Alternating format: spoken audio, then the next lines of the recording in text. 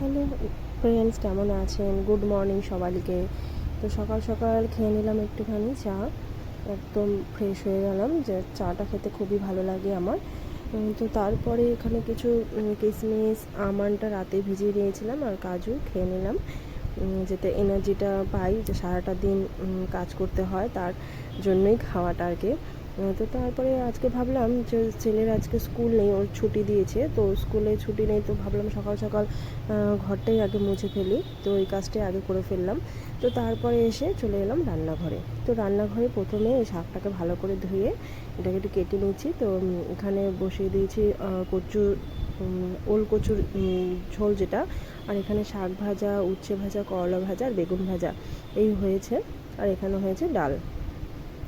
তো তারপর ভাবলাম সকালে খাওয়া দাওয়া হবে, তো তার জন্য আমাদের ছাদেও হয়েছে বোম্বাই লঙ্কা, যেটা আপনাদের সঙ্গে শেয়ার করেছিলাম।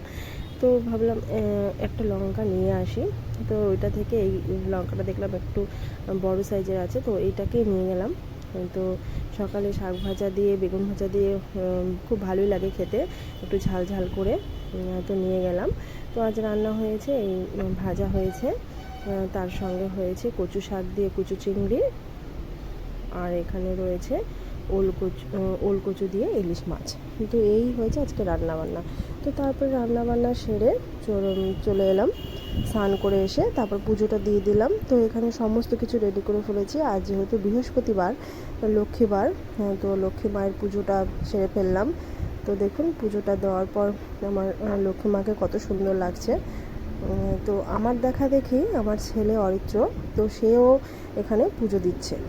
তো রোজ দিন সময় পায় না, তো যেদিন যেদিন ও বাড়িতে থাকে সেদিন ও পুজোটা দেয়। কিন্তু আজ যেহেতু স্কুল ওর ছুটি, তো সেই জন্য আজকে আমার সঙ্গে পুজোটা দিচ্ছে। তো পুজো দিতে খুবই ভালোবাসে। তো তারপরে আজ হচ্ছে টিচার্স ডে। তো টিচার্স ডের জন্য আজ গেছিলাম একটু দোকানে, তো সেখান থেকে ওর বাড়ির টিচারের জন্য একটা নিয়ে এসেছি গিফট, তো সেটাই আপনাদের দেখালাম। তো ভিডিওটা ভালো লাগলে অবশ্যই আমার চ্যানেলটিকে সাবস্ক্রাইব করে দেবেন, আমার একটা শেয়ার, একটা কমেন্ট, একটা লাইক করে দেবেন। ধন্যবাদ।